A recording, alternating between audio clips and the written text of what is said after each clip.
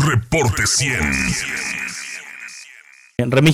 Víctor Remigio Martínez Cantú es internacionalista y está con nosotros esta mañana aquí en Reporte 100. Remy, ¿cómo estás? Buenos días, bienvenido. Muy buenos días, Juan Carlos, ¿cómo estás? Muy bien. El año pasado el ex responsable de la defensa de Donald Trump publicó un libro en donde confesó que el expresidente de Estados Unidos en algún momento le sugirió lanzar misiles a México contra objetivos.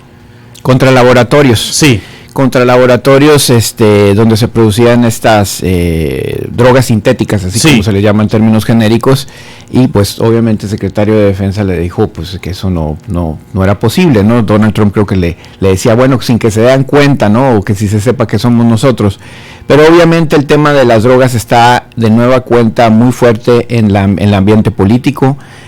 El año pasado fueron elecciones intermedias, muchos legisladores, principalmente el Partido Republicano, mencionaron la palabra fentanilo como parte de una línea de comunicación importante respecto a la amenaza que esta representa para ciudadanos norteamericanos. Se ha platicado mucho de la cifra de cerca de 120,000 personas que han muerto por sobredosis, donde se incluyen en algunas de ellas este elemento que puede ser mortal o que de alguna otra manera se puede considerar como un envenenamiento, ¿no?, para la sociedad. Entonces tuvo mucha impacto dentro del discurso de la frontera, que ya no fue tan modulado hacia la migración, sino a este tema del fentanilo por parte del Partido Republicano.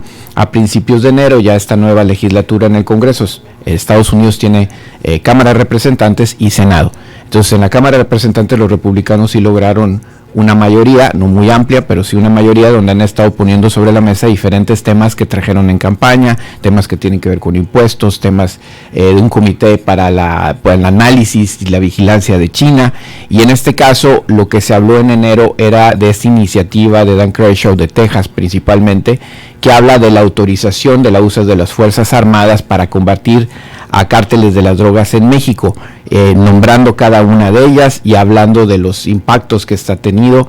Obviamente es una iniciativa, no se ha aprobado por el Congreso siquiera, y pues es difícil que de aprobarse pudiera llegar al Senado o a ser promulgada como parte de una acción del titular del Ejecutivo. Entonces, sí es de notorio que el Partido Republicano ha empujado esto. Está el ya muy mencionado artículo del fin de semana del Bill Barr, que fue el procurador de justicia también del Donald Trump, pero que se cuece aparte de alguna otra manera dentro del Partido Republicano, donde también habla de la necesidad de intervenir en el tema del poder tan fuerte que tiene el crimen organizado en nuestro país, como una amenaza de seguridad nacional, no como un tema de drogas o un tema de justicia, ¿no?, sino como un tema de seguridad nacional, y eso es algo que está en el ambiente cuando sucede este episodio tan fuerte y tan debatido en nuestro país. Sí, ¿cómo sería? Es decir, ya nos describiste los pasos legales. Tendría que ser aprobado por la Cámara de Representantes, después por el Senado y después promulgado por el presidente de Estados Unidos. Sí, tendría que ser. Está difícil que esto pase, pero vamos a suponer que llegara a aprobarlo el Congreso de los Estados Unidos, el Senado de los Estados Unidos. ¿Cómo se cristalizaría esto? ¿Cómo se materializaría esto? Obviamente es importante mencionar que la idea de alguna otra manera es complicada, ¿no? Sí. Por el tema de los territorios, la soberanía. Pero es entendible que hay un tema de colaboración y cooperación entre Estados Unidos en estos temas. Difícilmente se entendería una colaboración o una intervención sin que el gobierno mexicano participara activamente, quizá en la planeación o algún tipo de situación como esta. Hay algunos casos lejanos ya, como el caso de Colombia, pero creo que evidentemente es en este momento, con la administración Biden y con la mayoría del Senado, que esto prospere y se implemente sería difícil. Lo que sí está en el discurso de ambos partidos.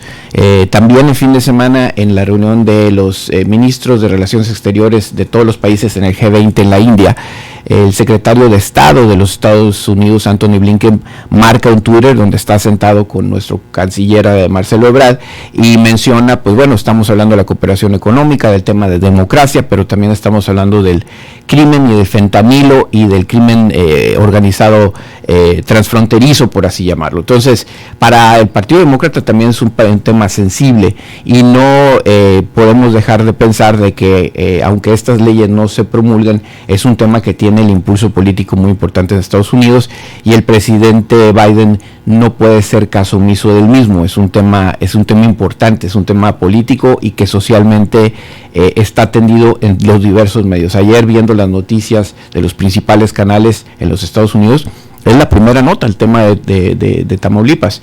Entonces, no va a ser fácil de que no se avance en este tema y de alguna otra manera vuelva a ser el tema del crimen organizado, del narcotráfico, como un tema regional. Y aquí yo me atrevería a mencionar la forma como fue abordado por el presidente Biden y su administración fue muy cuidadoso.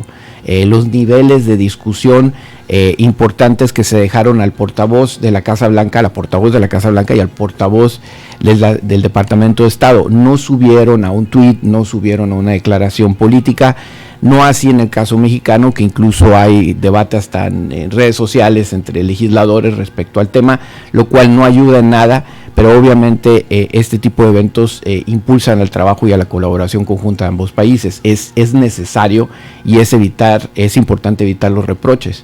El desequilibrio de poder entre el crimen organizado y la sociedad en México es verdaderamente insostenible y definitivamente es un tema que nos lastima y evidentemente necesita trabajo. No me gustan las teorías conspiracionistas, pero esto de Matamoros, qué casualidad que haya ocurrido en el contexto de esta discusión en Estados Unidos.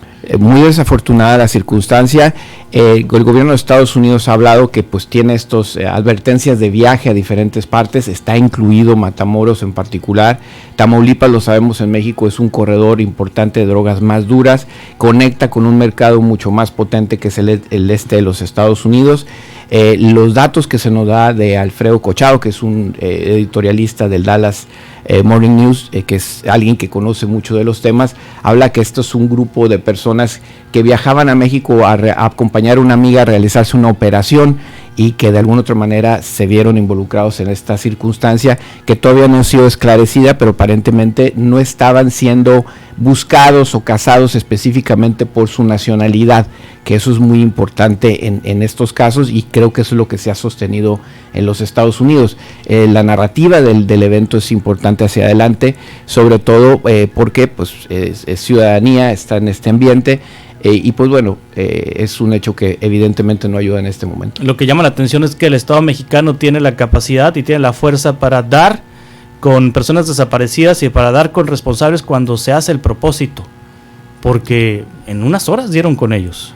Definitivamente es un tema muy complicado y como lo hemos dicho siempre, se nos olvida que cuando hablamos de crimen organizado es porque hay colusión con autoridades. Sí. Entonces no es solamente un grupo que parece que está aislado, sino simplemente es parte de una red. Entonces sí deja mucho que desear, pero no es algo que de alguna otra manera sea desconocido. Aunque no hay detenidos, nada más está detenida la persona que estaba ahí resguardando a los norteamericanos. Así es. No hay personas detenidas hasta no hay personas detenidas por lo pronto, pero bueno, las palabras del embajador de Estados Unidos en México hablan de que va a haber una persecución específica respecto al caso y el tema, como te digo, tiene la atención pública nacional en los Estados Unidos. Si guardadas las proporciones, ¿esto se puede comparar con Camarena, con el caso Camarena de los 80s? Recordaremos que el caso Camarena es un agente de la DEA que precisamente estaba en funciones en nuestro país y que aparentemente fue secuestrado, torturado y asesinado por del crimen organizado.